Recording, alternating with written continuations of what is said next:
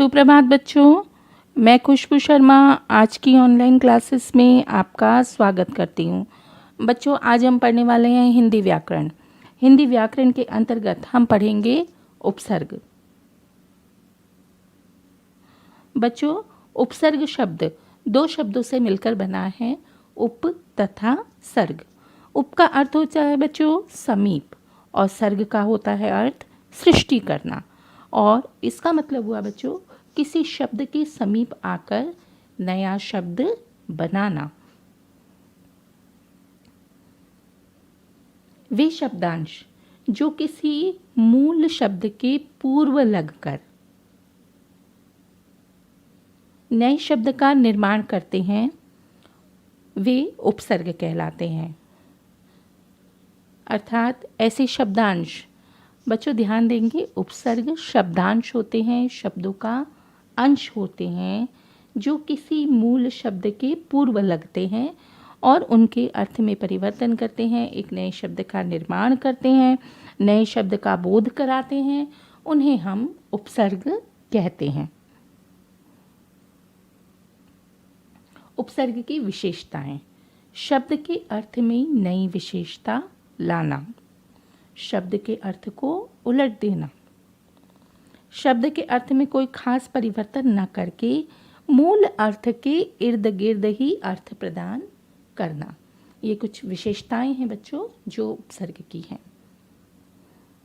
उपसर्गों के प्रकार। उपसर्गों के निम्न प्रकार होते हैं बच्चों: संस्कृत के उपसर्ग, हिंदी के उपसर्ग, अंग्रेजी के उपसर्ग, उर्दू फारसी के उपसर्ग, उपसर्ग की तरह प्रयोग में आने वाले संस्कृत के अव्यय।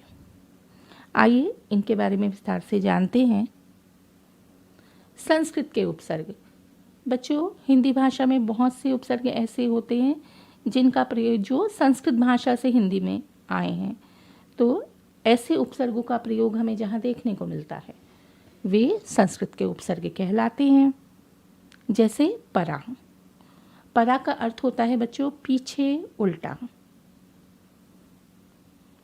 परा से बने कुछ शब्द हैं: पराजय, पराक्रम,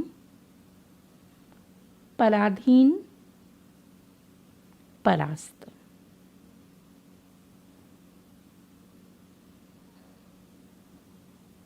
अनु। अनु का अर्थ होता है बच्चों पीछे। अनु से बने कुछ शब्द हैं: अनुज, अनुमान, अनुकरण, अनुकूल। हिंदी के उपसर्ग। अ का अर्थ होता है बच्चों अभाव, निषेध। अ से बने कुछ शब्द हैं बच्चों: अमर, अछूत, अचूक, अभागा।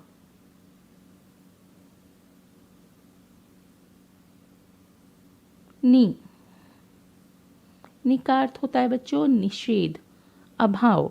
नि से बने कुछ शब्द हैं: निकम्मा, निडर,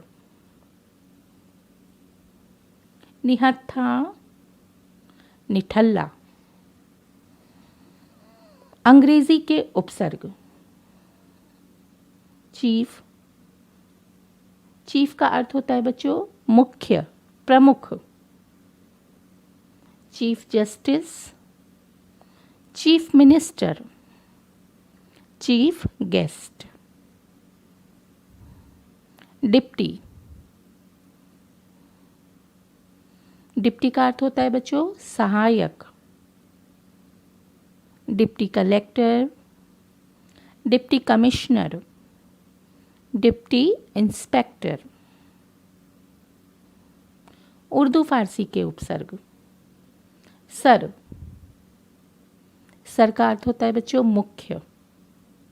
सरपंच, सरदार, सरताज, सरहद। हम। हम का अर्थ होता है बच्चों साथ। हम सफ़र, हम जोली, हम राज, हम शक्ल। बद, बद का अर्थ होता है बच्चों बुरा। बदनाम, बदबू, बदसूरत, बदमाश। उपसर्ग की तरह प्रयोग में आने वाले संस्कृत के अव्यय। आत्म, आत्म का अर्थ होता है बच्चों अपना।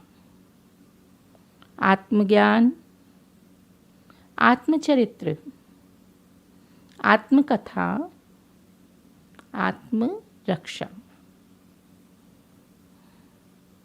स्व, स्व का अर्थ होता है बच्चों निजी, अपना। स्वजन, स्वरूप, स्वतंत्र, स्वदेश।